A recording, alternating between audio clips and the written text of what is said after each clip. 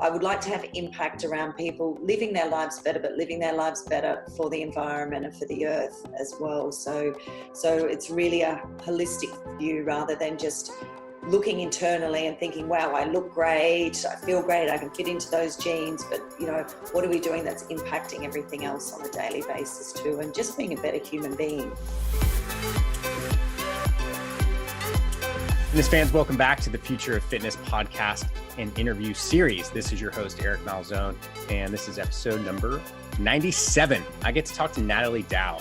And when you talk about the term influencer, she comes to my mind every time. I mean, she's a fitness influencer, and it's not just one of those people who, she does have a great Instagram account, tons of followers and things like that, but she's doing it in a way that is professional, positive for the fitness and health industries. And she's just really good at it. And she's out in Singapore. She's originally from Australia. She's out in Singapore now. And what she's doing out there and creating a movement behind fitness and being one of the leaders in that is just exciting. It's just really cool. And she talks about what that market is like and her journey as an entrepreneur through fitness and a Reebok sponsored athlete and all the accomplishments she has. And I know as the date of this recording for the introduction on November 28th, she's working on even bigger things, possibly bringing the Whole Life Challenge out into the Asian markets. And it's just exciting. You can't help but be excited for her and about what she's doing and what the fitness industry looks like on a global scale. So without further ado, let's get into it. Oh, one more thing. Yeah, if you are a fitness professional and you are looking to stay up to date with things like this, two references for you. The Modern Fitness Pro closed Facebook group and then fitnessprofessionalonline.com. So that's our content curator. In 2019, we're going to make some changes. And specifically, if you are an online fitness entrepreneur or a B2B, consultant, service, something like that within the fitness profession, this is going to be one of the best references for you and resources for you in 2019. So go check them out. It's the Modern Fitness Pro closed Facebook group. You'll find people like Natalie Dau, and then also the fitnessprofessionalonline.com, where you can find all my podcasts, articles from experts, all kinds of great free material. So go check it out. So once again, without further ado, episode number 97, Natalie Dau. Enjoy the show. All right, Natalie Dau, welcome to the show. Thank you. Yeah, I'm excited to have you. Maybe people here in the States or whoever's listening may not know who you are yet, except for your Gary Vee episode. But in Asia, you're a big deal, right? So let's talk about that evolution. Give us a little backstory into how you got to be, in the awesome position you're in now. Yeah, sure. So, I came to Asia for 2 years with a corporate job. I was, working for global consulting companies. Almost 15 years later, I'm still here, so I didn't leave. During that time, though, I, had an epiphany and a change of career and got into health and fitness. Always a passion, always active. I was always competing. But there were a couple of things that were catalysts for change for me personally. And I think, there was so much opportunity that it started snowballing and it hasn't stopped since. So I think I've sort of hit the wave at the right time, right place, and showed a passion, I guess, in Asia for it, and people have caught on. Yeah. Awesome. So tell me about that transition, because where are you originally from? So originally from Australia, moved up here with a global consulting role in a large company. And then, would be on and off planes every week, Singapore to the US, an 18-hour journey, or to London, a 12-hour journey, once or twice a month.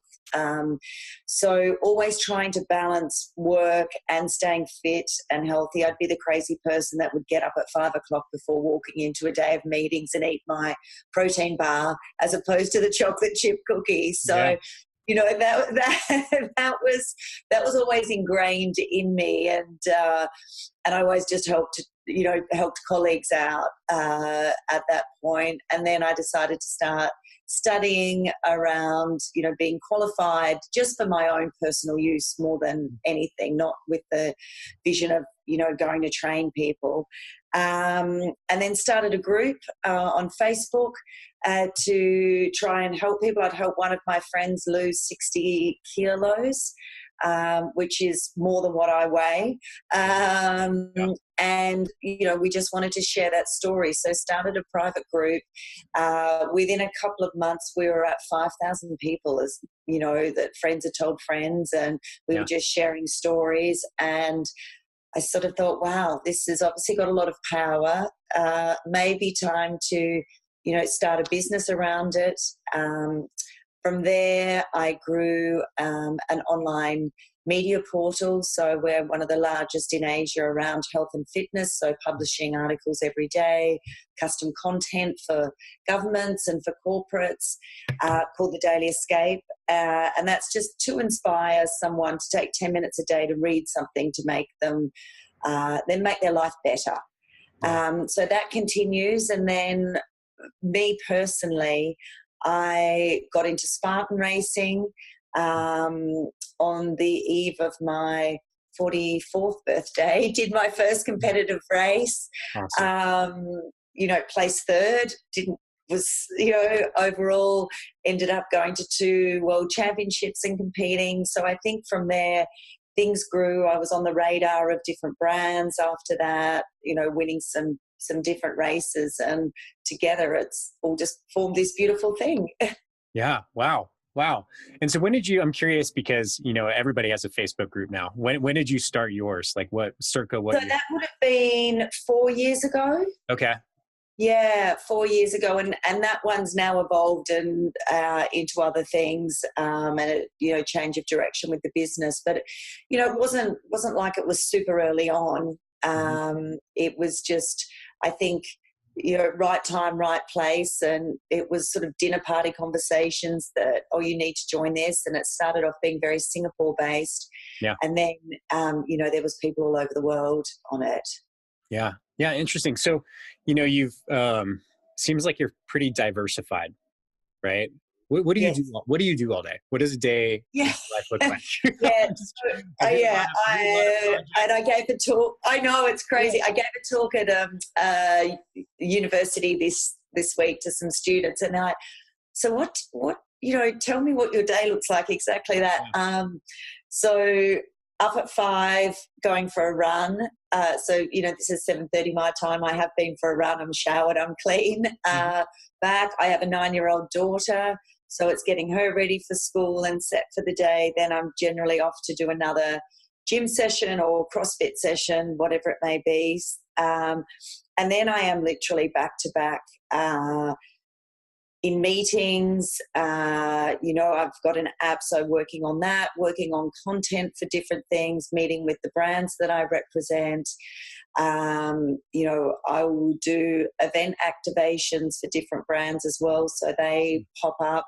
I work very closely and an ambassador for Sports Singapore, so things like we have the F1 Grand Prix in Singapore next week, so I'm doing a pit walk and interviews for them around that. So it is really varied, but it doesn't stop. And then, everyone thinks social media is easy. That takes a couple of hours a day to plan posts, to, write content for it. So it is really back to back, and, throwing being a mother and a wife in there. Yeah, just sprinkle that on top. Yeah. Oh, that's amazing. So, I'm curious, obviously you're a very hard worker. I think, whenever you see success, there's always amount of, a high level of work, right? Dedication, perseverance. And then there's also opportunity, right? It's kind of that magical mix. And, when you came to Asia, what do you think the opportunities are that you came across that maybe you wouldn't have found back in Australia or the UK or Americas? Like, where do you think it's unique in Asia? Like, what's going on over there? Yeah, I think, when I came, fitness wasn't a thing. really. They'd be lucky to be 2 organised runs a year here.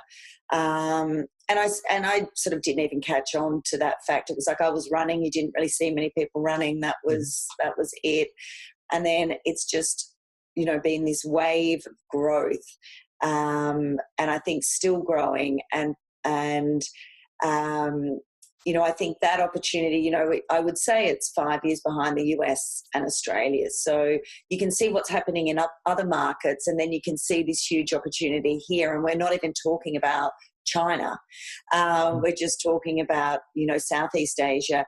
So I think the opportunity to educate people, you know, I also think this part of the world, it's easier to be a big fish in a small pond and you know, make the use of that, but use it for good rather than evil. Yeah. You know, so I think there's different things that allow you to stand out more easily, from my, you know, my personal opinion. And actually, I think you can see the difference that you make immediately, rather than, you know, just being caught up with 1,000 other people doing the same thing. I think there's real chance to make an impact immediately. Yeah. Interesting. How have you adapted to the culture there? Like, what have you noticed just moving there? How's that experience been? Yeah, you know, I think here it's you know, it's all about family, but it's all revolved around eating.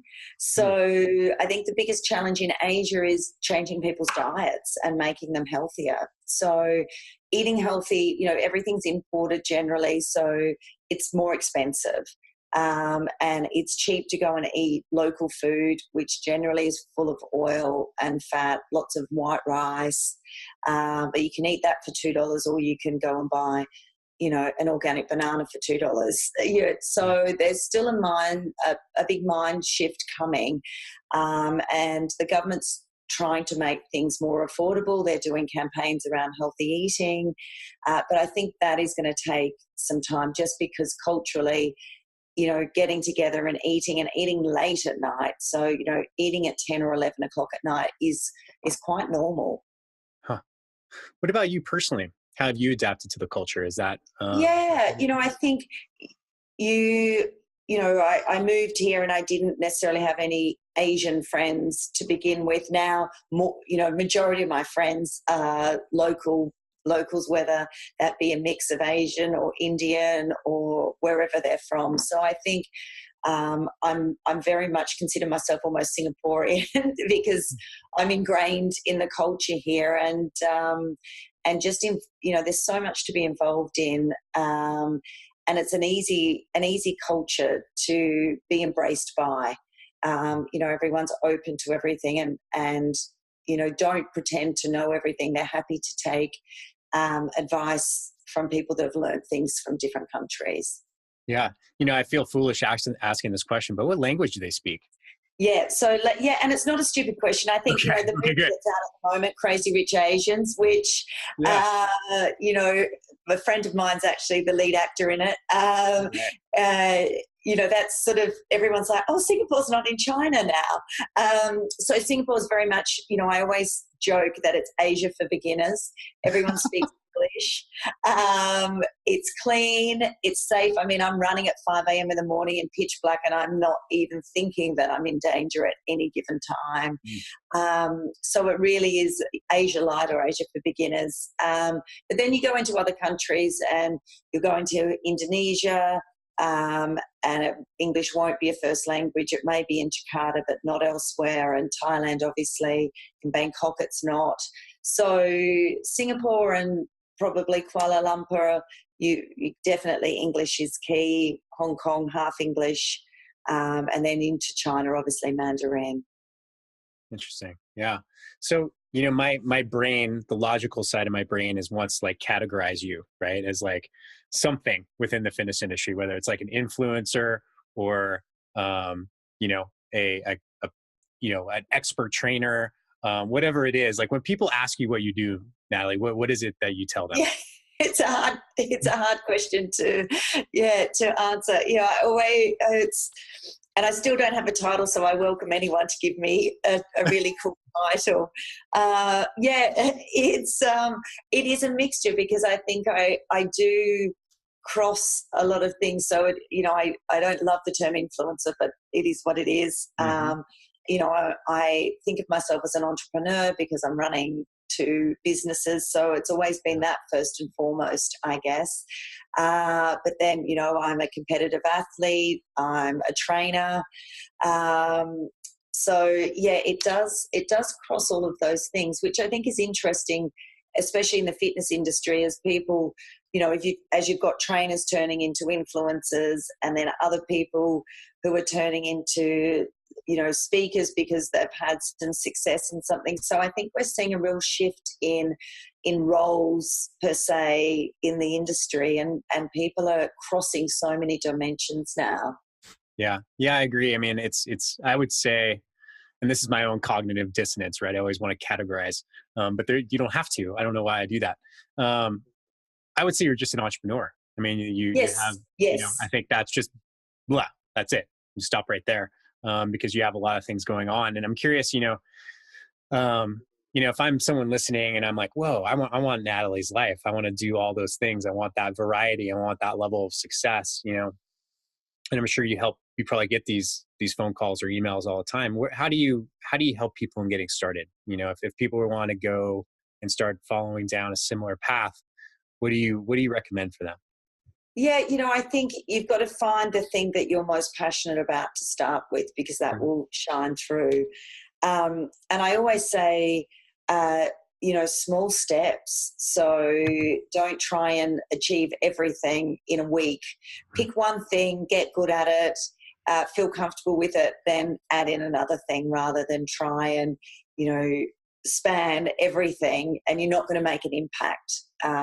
So be good at one thing, own it, then start adding smaller things in. I think we all want everything now, and it's, with social media and the world, everything's instant gratification, but you just, have to put in the hard work. And always my favorite saying is, make discipline your best friend. So people love the thought of it, but don't love the stuff that sits on the back. And, when people even say, well, what do you eat every day? I'm like, you don't want to know what I eat every day because you don't want to eat that. So, it's, I think people want that magic pill for everything, but it is just slow. It's a slow burn and it's a journey. And I think I always say to people, have patience, because it only takes one small thing and all of a sudden, you're blowing it out of the water, and the frustrations go away. Yeah. I always remind myself that, discipline allows for freedom. Yes. Simplicity allows for complexity. And that's, two things, that concepts that guide me all the time. But it takes, like, if you sit down, like, what the fuck is he talking about? Right. Then you think about it, like the discipline allows you to freedom, because you have, specific things that are set into habits, right? That you can now you can start working on a higher level of thinking, a higher level of activity, higher order. But then you have, simplicity. If you can simplify your systems as much as possible, that allows you for more complexity on top. And I think, I'm not too sure where I'm going with this, but I think it's a really important point that you made for a lot of entrepreneurs, is that, they're like, well, I'll try everything at once and we'll see what happens in the shotgun effect. And you got to go deep. You got to go deep in a vertical nowadays and really start to understand it and be patient with it, because last time I checked, and I say this all the time, it's like, it still takes 9 months to make a baby. And there's certain things that don't go as fast as you want them to go. Yeah. And that you have no control over either too. Yeah. I think that's, as much as you want it and you're hustling or whatever you're doing, if, if it's not happening, it's not happening. And I also think people think they know what people want, but actually a lot of times it's the two don't mesh at all. So, you really need to understand your market. And as you said, I think specialize is key too. It's, don't go broad, go deep. Yeah, I love that. So, I know you mentioned that you spend a good amount of time on social media every week, building, I presume building brand and, connecting with people and things like that. How's your personal relationship with social media nowadays? I know a lot of people are starting to get tired. A lot of people in the fitness profession are tired of, the Instagram model, right? Who's got, 50 million views, but really doesn't know what they're doing. And I think starting to see, I hate to use the term bubble, but maybe there's a bubble if there ever will be. People have been talking about it for 5 years, but, having to be, a certain, in a public eye, quote unquote, on social media, how do you make, I guess, lack of a better term, peace with that every day, that you're letting out, a certain private part of you, but, keeping it professional?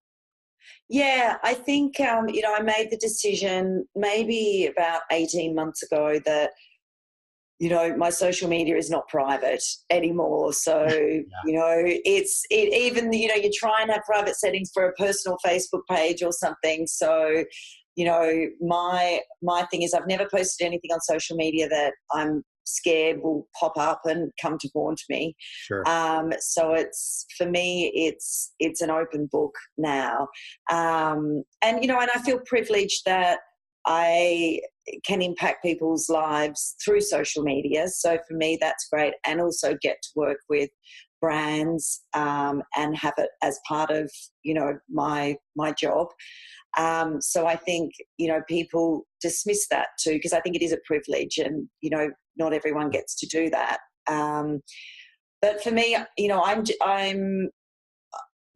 was looking at my Instagram the other day thinking it's so not pretty. There's no like the same filters, there's no filters, there's none of this stuff. Half the time my 9-year-old's taking the photographs. I almost need to do a behind the scenes of the social media. Yeah, shit, that'd be funny. So mine is, I just like to keep it real for me. And I decided that, I would just be consistent around that. I try and, even in my messaging, try and just be real. So not every day is a great day, but, be honest about it and just put some positivity out there as well. It's not, for me, I'm 46, I'm not posting booty shots. I'm wanting to engage with people that can relate to me, and not everyone can, and that's great, so they'll move on. But the people that I can, I want to keep at least trying to add a bit of value to their day, whatever that may be. So I don't know if it's going away. Maybe there'll be some different platforms that come in, you see them come and go. Obviously, the Instagram and Twitters and Facebooks are still dominating. But it's going to be an interesting space to watch over the next couple of years, and interesting how brands measure success around it as well. So like you said, I think there's people with, 1 million followers, but they're not the people that they really want to attract, or they're really having an influence over. Yeah. How do brands measure success on social? Yeah, I mean, obviously by, from the ones I've worked with, it's by followers, it's by engagement. Sometimes they'll, if there's links, I'll see a tick up in sales. But I think a lot of them, and some that I work with, are just about brand building and letting you tell their story out there. So there's no necessarily hard metrics on, you had this many hits or likes on a post. It's more about just, putting a positive message out there. So they're the brands that I try and work with most. Yeah. Wow. So have you ever actively pursued a brand to be a representative or ambassador, or have they kind of found you due to all the efforts you put in? Yeah, I haven't pursued anyone. They've found me, and so I've been super lucky from that point of view. I know, and talking to the brands I work with, they get hundreds of emails and messages a day of people saying, I want to be an ambassador. I sort of think if the right brand is for you, they'll come to you. And if you're doing the right thing, they'll find you. And so, I think unless it's something that you really want to get noticed, or you really think there's an amazing opportunity, then I think go ahead and pitch. But other than that, I think you just keep doing what you're doing, and you'll be in their radar if you're the right person. Yeah, interesting. So you mentioned something earlier too that grabbed my attention, is that, with the evolution of health and fitness in Singapore, that the government's behind it. They're getting behind it. What's that like? Because that is not happening over here. Yeah. Oh God, no. Yeah, you go past and there'll be buses branded with, these are your 300 calorie meals. They do step challenges and actually pay people in cash rewards to take part in these challenges. They put on, as part of my Sport Singapore thing, you could do free fitness every single day in Singapore because there would be a free organised activity by the government somewhere. Most people, it's a small island, but most people live in a condo or apartment. And the ones that are the public housing all have outdoor gyms in the bottom of them. So you'll see a 70-year-old lady working out down the bottom. So it really is, and they're not age specific either. So they're trying to get kids moving right through to getting the active ages moving too. So it really is, it really is great. Yeah. So what's the driver behind that? Is it like, have they studied the bottom line on healthcare costs? Is it, what's the driver behind that? Yeah, I think, always that aging population. They understand that here it's very academic focused especially for students. So they're trying to get people moving from a younger age. And then, I would never see anyone out running. And now I'm seeing all age groups out during the day. And I think just that whole, active lifestyle and get people moving. There was the study that came out recently saying we've actually, from 2001 till now, the world is not any better from a fitness point of view, right? Yeah, 1 in 4, and it's crazy. And Western countries are going backwards, and it doesn't matter if you have money because actually you're going backwards and doing less as well. So I think they're just trying to combat that, and again, with the government's initiatives, it's not change your life in a day. It's just slow steps and opening up opportunities to people to go and try, even if it's go and do a Zumba class. It's just to get, something is better than nothing. Yeah. And is the government subsidizing fitness professionals or organizations to help them? You can be an accredited government fitness professional and they'll pay you to do those classes. They do subsidize study.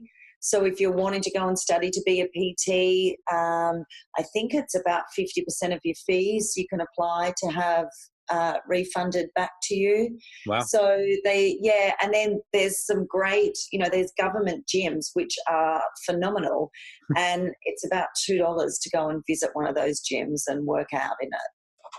Yeah, and that's $2, and that's in Singapore's a wealthy country. Yes.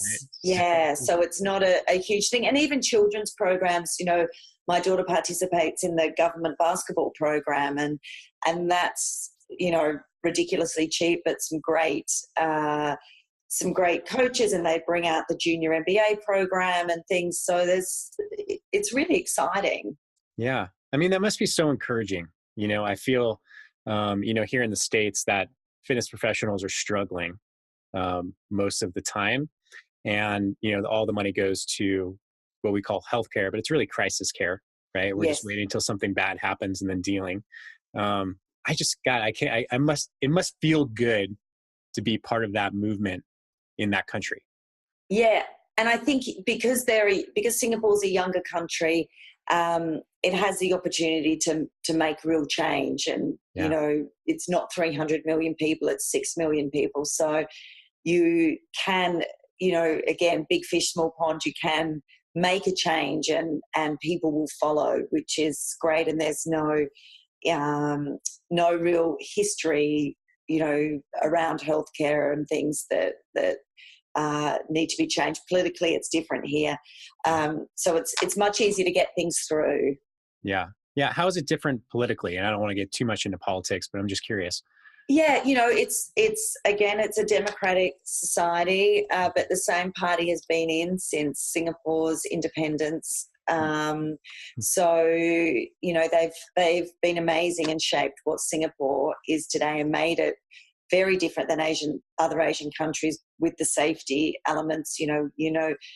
obviously, we had Trump and Kim Jong here, and, it attracts, it's a Switzerland of Asia, really. Okay. So I think, that's the best way to describe it. Yeah, so, cool. From a government point of view, it works, and crime is literally non-existent. And there's a zero tolerance policy for anything around, any drugs or anything, and also anything around racism too. So zero tolerance. Everyone lives in harmony, and even from having your public holidays, it's 2 per religion here. So you celebrate everyone's religion. Wow. And do you feel that all the initiatives with fitness and health and nutrition, is it making an impact? Is it noticeable?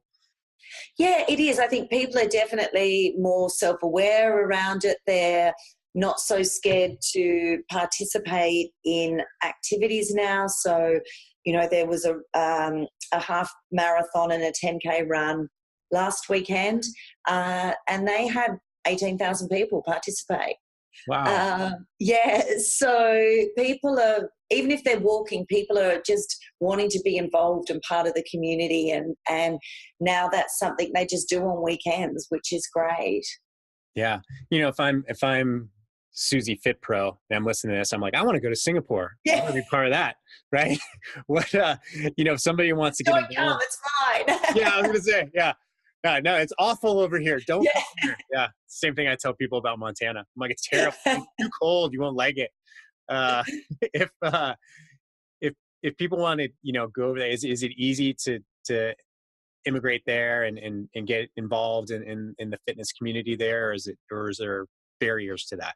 There's barriers. There's definitely barriers, I think, now with any country getting work visas and things. So the government has certainly tightened up, because it's all about giving Singaporeans jobs first before anyone from overseas. It doesn't mean it's not possible. It's just harder than it used to be.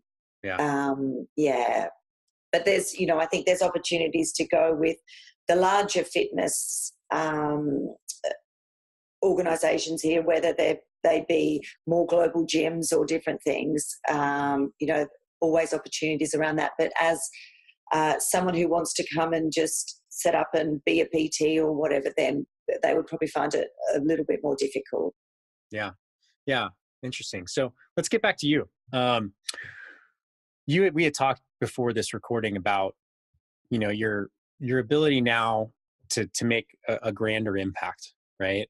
Doing more. What does that look like to you? Where do you see, for lack of a better way to ask this question, where do you see yourself in like 5 years? How do you see the impact increasing?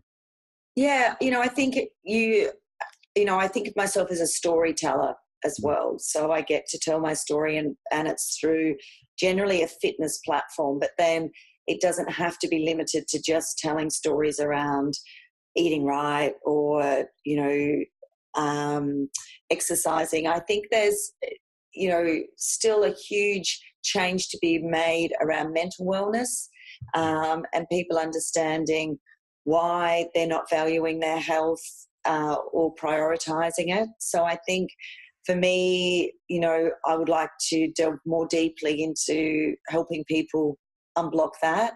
And then, I've just come on board with a group, a resort group called Seneva, and they're one of the leaders in, I guess luxury, but in leading the way from an environmental point of view. So, I would like to have impact around people living their lives better, but living their lives better for the environment and for the earth as well. So it's really a holistic view rather than just looking internally and thinking, wow, I look great, I feel great, I can fit into those jeans, but, what are we doing that's impacting everything else on a daily basis too, and just being a better human being. So I think there's still, the next 5 years, I'm hoping we'll see that move to the forefront a lot more too. Yeah. Well, it's, the mind is a really interesting thing. There's so many points in my life where people probably would have looked at my life and be like, dude, he's got it made. Like he's got, successful gym in Santa Barbara, California. And now he's a digital nomad. But I could tell you just, I wake up many mornings stressed and anxious about nothing. And, I know I'm not alone, just not too many people talk about it. And, that's, I think, where you can truly make a huge impact with people, because, people think if they lose those 20 pounds to get into those jeans, that everything in their life will improve. But if you don't have your attic clean, there's a lot of things that will take you away from what you thought would be happiness. Yeah, absolutely. I mean, I think some of the thinnest, fittest looking people are the most unhappiest in the world. Yeah. I think, mental, if you haven't got this right, nothing else in your life is right. And I think even if you're a parent, then, you need to have that right to be able to educate your children better and help them understand what's important. So I think where everyone talks about mindfulness, and I think it's such an overused term. So it really is just almost getting back to basics around the mental side of things and understanding what works for you, and knowing that everyone is going through something similar too. So, when people say, oh, you're lucky that you can just get up and go and you're, doing this, it's like, no, I struggle with it every day.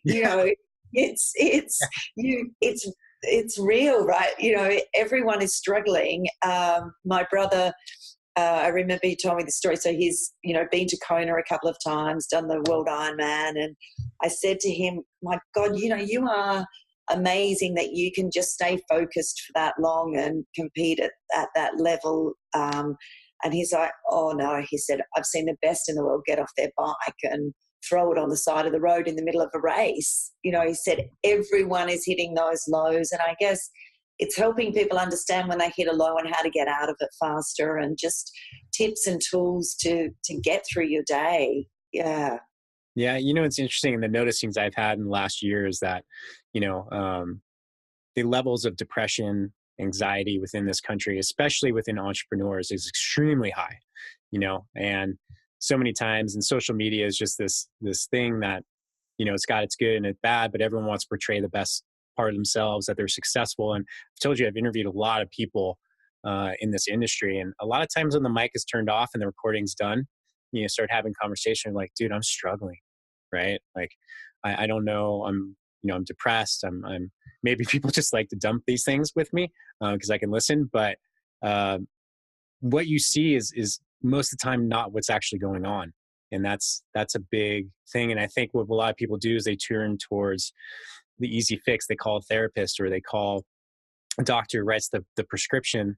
But what we really need is people to learn self-therapy, whether that be exercise, whether that be simple walk outside, or, meditation is very hot. Obviously, it's a big thing right now.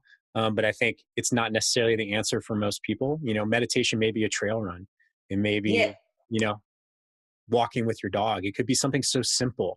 But self-therapy, I think, is where we can really make an impact, is teaching people, hey, it's okay not to be okay, but here's how you can make yourself better. 100%. And yeah, that's, and when you talk, I mean, I'm terrible at meditating. I hate it. Just like I'm terrible at doing yoga, because I need to go. I can do something else. But you're exactly right. For me, my running is my meditation every day. I don't run with music. I'm present. I'm in the moment. When I was speaking to these students the other day, one of them said, we're stressed. What should we be doing? And I said exactly what you just said. Go for a walk. Just clear your head. Everything is better after a walk. If you're not into meditating, or go for a run, or find what that is, because sometimes you just need to physically let it out as well. Worst case, take 5 deep breaths and hold it in and let it go. So I think, exactly, it's like we've got this gift that we can just go out the door and walk, and that can just put things, I think people have lost perspective a lot of time and just need to bring it back in. Yeah, I agree. So you're developing an app, or you have developed an app, right? Talk to us about that process, because I think it's a big frontier. You're obviously an early adopter in there. But I'm curious about that process and how you're building it. What's the day-to-day, what it take to get started, all of that. Yeah, so I had some online programs, tested them out. They did well, so I decided that I would, bite the bullet and build another fitness app. Uh, because there's not enough out there. So, and it's not, you know, they are what they are, I think, and um, my whole thing is people will either relate to me with the app or they won't. And I'm a true believer in, people are using your app because they like you or they relate to you, not generally because the workout is completely different from someone else, which they're not there. It's only so many exercises you can do. So yeah, I thought it would, take 2-3 months. It was a 6-month process, really. And, filming exercises, I would put programs together. I would have a team of sports scientists that would check them with me as well, because just as a sanity check, and work with nutritionists as well around some of the eating tips that I put in. And I think I launched and it was like 80% is good enough. Just get it out there. This is what I think people want. And we talked about going deep. It's always hard because you think, oh, I want to include that on the app and I want to include that and I could add value by this.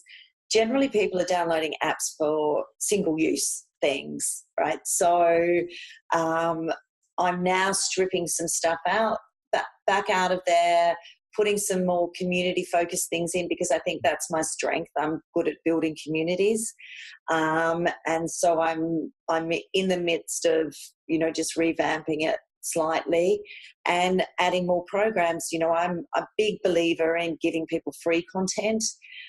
Most of the apps, you download them, but you can't even have a look at what one of the programs looks like without having to pay something. Yeah. So for me, it's uploading regular content that's, a 15-minute workout someone can do. And then I've included also, stuff you can do with your kids on there because, parents go and exercise, kids go off to sport or not. So just be in your lounge room and here's a quick 8-minute thing you can do with your child and have a bit of fun and build a shared experience with your child. Yeah, awesome. So if people, what's your app called? Rockstar Fit. Yeah, awesome. If people, download your app, what can they expect? What's the experience that they get? Yeah, so it's got all the standard things. You put in your details, you can put in your measurements, you can track everything that you do. Awesome. At the moment, you'll see a news feed that's just linking you to interesting articles or recipes or different things, but you'll immediately see all the free programs. So maybe to my detriment that I'm not trying to sell you as soon as you hit the app, but you'll see a free, I call it no excuses workout because everyone says I don't have time. Well, here's one you can do literally, next to your bed or in the lounge room or wherever. You'll see another 10-minute one, you'll see a kids one, and then you'll see some of the paid ones, which are everything from one you can take when you travel and do in your hotel room, right through to 28-day programs. And I'm also, as a 46-year-old, I think there's a huge gap in the market around fitness for over 40s. So on my app, I've done a special 28-day program called the 40s Project, which is aimed for people over 40 that may want to get moving again or are active and want to push themselves. So every program I have has 2 different levels. So there's sort of a beginner's level and a more advanced level. Yeah. How interesting. Yeah. And the 40 plus is, I'm in that demographic. And ever since I hit 40, my view on fitness has changed drastically. I was a hardcore CrossFitter for, 7 years and everything hurt. My joke is always that I've only had one injury. It just keeps moving around. And that was my life. And now I've cut it down way big time. I've cut down volume. I've cut down a lot of these things. And I found that minimum effective dose is now my mantra. What can I do, besides the therapeutic stuff like trail running and all that? But what can I do minimally that will allow me to get the results I want and maintain without pain and do a lot of things. It's just interesting how it's happened right at 40, Natalie. I don't know what it was. It just shifted. It was just like this hardcore shift. I don't know if I'm the only one. Wait for your eyesight will be next. Yeah. Do you still do CrossFit now? I don't, because I don't, I travel so much, I'm moving around all the time. So I don't, if I found a good CrossFit gym in the areas that I'm living in, but most of the time I'm pretty isolated, in areas by choice, parts of Montana, islands off of Vancouver, places where we live. So I just enjoy doing my own thing now. I do what I do because I coached it for so long. I know what I'm doing. So I'll go in and I'll do some cleans but I won't do them to failure. I don't do that anymore. I stay, nothing less than 3 reps in any sets. So it's just shifted, It's I totally, I to my own detriment is still, competitive against myself and everyone else. But I do know my limits, like you, and I always joke that I'm the queen of every scaled CrossFit workout. Awesome. Because I would smash a scaled workout. and I don't have to lift the heaviest in the gym. I have no ego when it comes to how heavy I'm lifting. So I think it's maintenance, because I want to be able to run tomorrow after this CrossFit session. Yeah. I don't want to be feeling sore or injured my shoulder or whatever it may be. So I think, like you, I'm at peace with just owning what I'm doing and not really caring what someone next to me is doing. Yeah, I agree. I think it's maybe my ego has gone a little more tame. Yes. Could that be it? And I think my values are shifted more towards, or my priorities have shifted towards enjoyment of life versus hitting a number that's completely arbitrary, that means nothing to anybody but me, Yeah. So yeah, it's interesting. And I think that's, interesting you bringing that up, because I do think there will be a shift in fitness away from just the hardcore HIIT training. Mm-hmm. I think that it has to become more balanced. There has to be more, mobility, but at the moment, mobility or calisthenics or those things are almost unachievable or too daunting for a lot of people. So I think, I think things like that need to become more mainstream, and then more people will do them. And then it's an accepted thing that maybe you do go and do 20 minutes of HIIT, but part of your workout is 20 minutes of mobility afterwards. Yeah. I freaking hate mobility. So yes. I know it's the best thing for me, right? It's the interesting thing too, is some of the healthiest populations in the world don't have gyms. Yeah. Like just that thought staggers me all the time. I'm like, well, do I need a gym? Some of these places, like, and that's the separation between fitness and health. Like, well, what's the difference? What are we really striving for? What's the end goal? And most of the time it's just, we want to look good, half naked. And that's yes. Like, yeah, absolutely. Let's be honest. Let's be honest. That's what it is. Absolutely. Well, yeah. Yeah. Interesting. So, Natalie, if there's so many ways to find you online, where do you want to send most of the traffic? Where do you want to send people when they want to? Yeah. So all of my social media handles are Rockstar Arms. Do you want to explain that really quick? Yeah. And I really wish I could change it now. So it was a joke, because everyone would say, oh, I really want your arms. How do I get them? And, not knowing that my following would grow so rapidly and things. I'm like, yeah, just take the mickey, and I'll call myself Rockstar Arms on Instagram. And yeah, then it sort of kept going. So I can't sort of change it back now. But Facebook and Instagram don't like it when you're trying to get verified or anything, because it's not a real name. Yeah.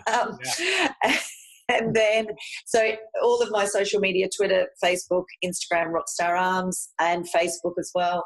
And then, I have, people can search Rockstar Fit for my app on Google and Apple. And then my website is nataliedau.com for anything else. Awesome. Well, Natalie, thank you. Well, first of all, congratulations on all your success. And I'm sure, it sounds like you are now leveraging it to really make a bigger impact in a very responsible way.